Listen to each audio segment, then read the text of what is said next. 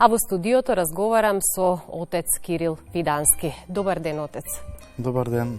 Ви благодариме за поканата и за можноста и од тука да поразговараме малку за деновите во кои што се наоѓаме и за празникот кој што го очекуваме Воскресението Христово Великден. Отец Кирил, што представува Великден за православните христијани и зошто се смета за најголем празник? Великден или Воскресението Христово е празникот над празниците, како што се вели во црковните песнопенија, бидејќи верата во Воскресението на Спасителот наш Господ Исус Христос е темелот на нашата православна христијанска вера. Според светиот апостол Павле, ако Христос не воскреснеше, тогаш празна ќе беше нашата вера, празна ќе беше и нашата проповед. И затоа, ние кога го славиме Великден, ние всушност живееме во таа вера и во таа радост на Воскресението. Но исто така, потребно е да кажеме дека таа вера во Воскресението треба да не држи преку целиот живот. Православниот христијанин секогаш живее и се раководи во својот живот според верата во Воскресението. Кога велиме Христос воскресе, што всушност значи оваа порака во духовна смисла?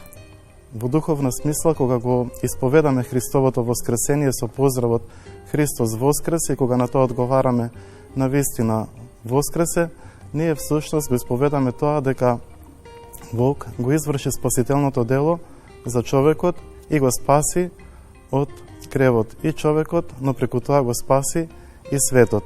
И според тоа, ние и помеѓу себе христијаните се поздравуваме со оваа вистина, но исто така оваа вистина ја пренесуваме и на сите луѓе. И поради тоа ќе се сетиме на зборовите на Свети Серафим Саровски, кој што живејќи во својот манастир, сите гости или секој човек кој што ќе го сретнал за време на неговиот живот, преку текот на целата година го поздравувал со зборовите Христос воскресна, радост моја. И ете, тоа во духовна смисла означува дека нашиот Бог, онака како што беше проповедано, иако беше распнат на крст, пред тоа претрпе страшни мачења и страдања, сепак и кога беше погребан во гробот, се симна во адот и таму да ги извлече од адот веќе починатите и со тоа на сите да го подари вечниот живот, воскресението од мртвите. Ќе проговориме сега малку за духовноста и верата. Каква е суштината на великденската порака? Што треба да разбереме и да почувствуваме како верници? Како да ја зачуваме верата и духовниот мир, кои што се навистина многу важни, и како да ја најдеме надежда во тешките моменти? Токму така. Живејќи со секојдневните предизвици, ние многу пати се соочуваме и со тешки мигови или животни премрежја.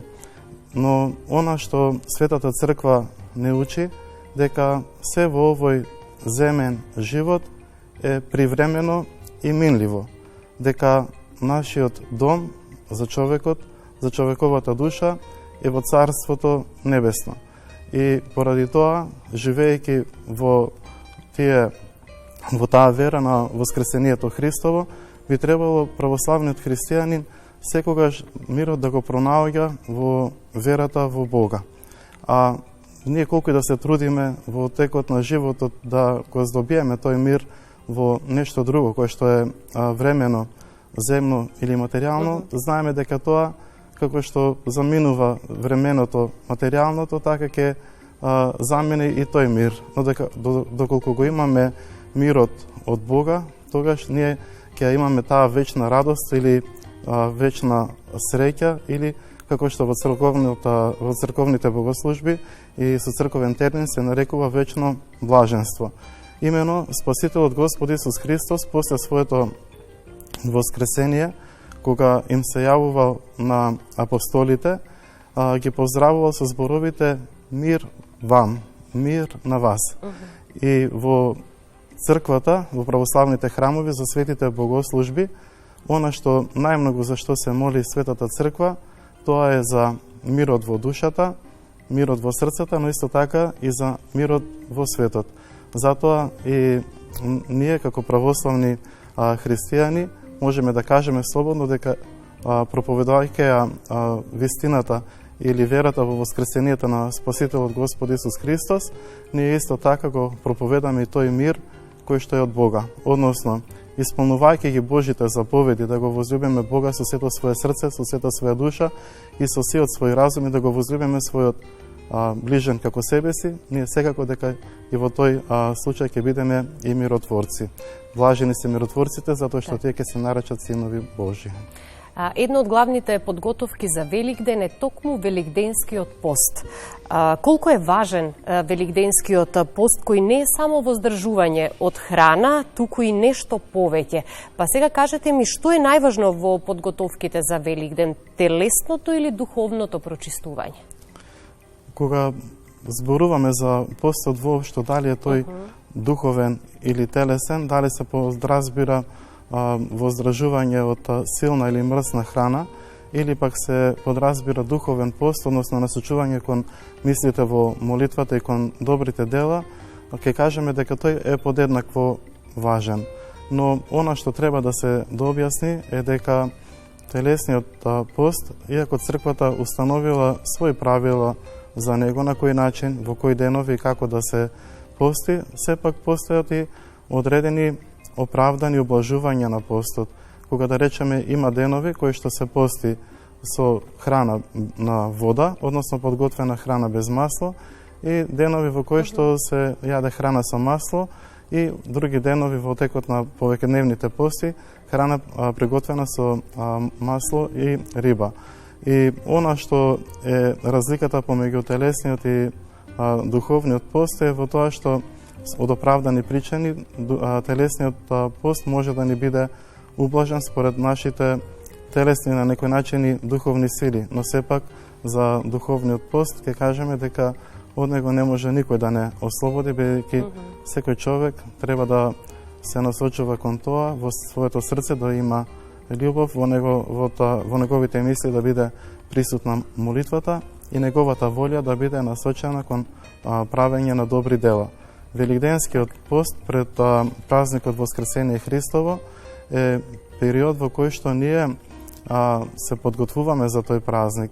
Значи, преку постот, преку посетувањето на богослужбите, преку црковните песнопенија, ние всушност се трудиме денови во кои што сега живееме, Воскресението Христово кое што го очекуваме, вистински да ги доживееме, онака како што доликува.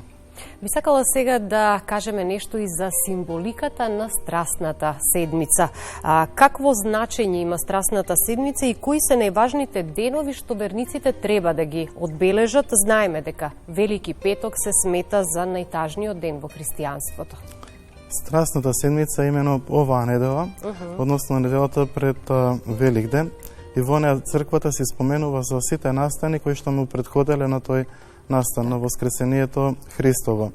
И веќе од денес Велики четврток, Велики петок и Велика сабота, навистина тие настани се трогателни за нас и не исполнуваат во еден момент со некој чувство на тага, но мораме веднаш да кажеме и чувство на радост.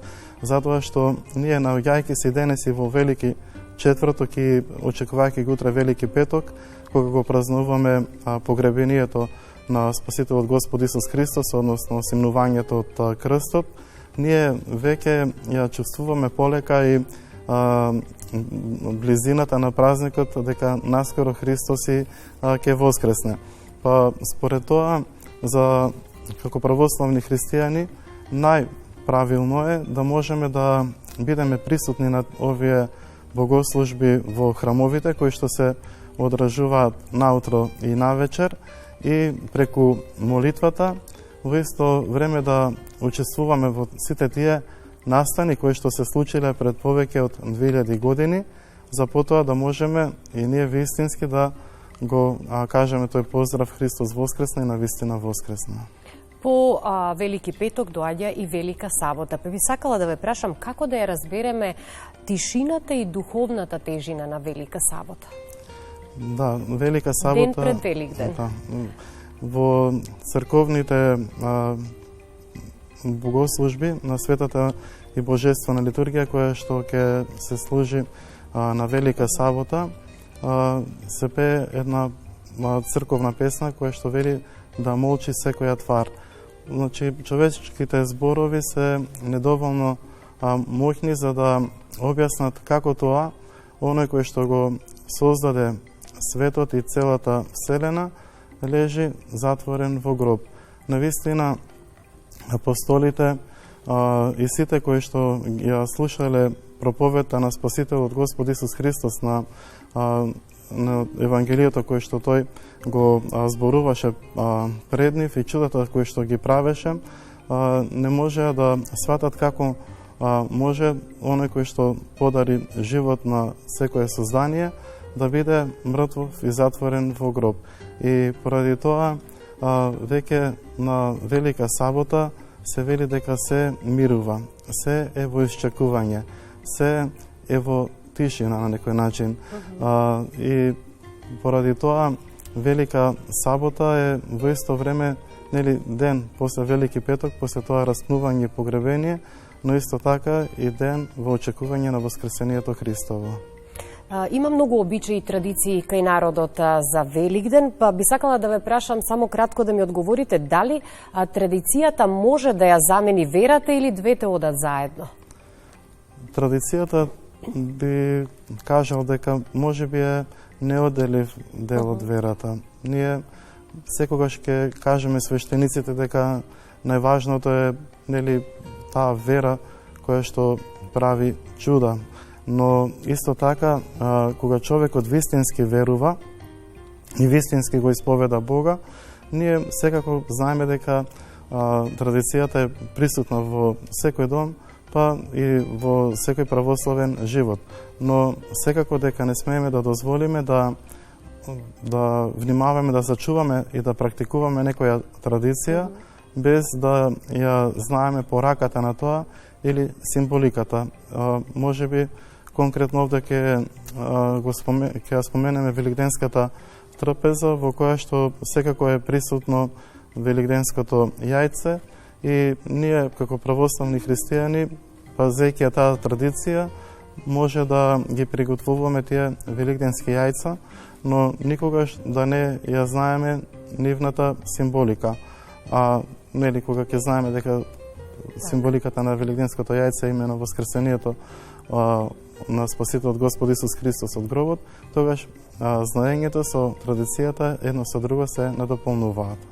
И сега, ако ве прашам кои великденски обичаи се најзначајни во македонската православна традиција, овде би сакала повеќе да се осврнеме и да кажеме за символиката на великденските јајца и всушност што се символизира црвената боја. Црвената боја во православните богослуженија е символ на воскресението на Спасителот Господ Исус Христос, затоа што тој себе си се принесе како последна жртва за спасение на светот и на човекот. Кога светиот Јован Крстител покажува кон Господ Исус Христос, тој вели: еве го јагнето Божјо кој ги зеде гревовите на светот. Па според тоа и ние на секоја света божествена литургија, служајќи, принесувајќи ги лебот и виното како вистински тело и крв Христови, всушност го исповедаме воскресението на Спасителот Господ Исус Христос. По поради тоа и црвената боја е бојата на воскресението или бојата на овој празник, имено Великден. Тоа е можеби таа традиција за овој празник најпозната и најпрепознатлива.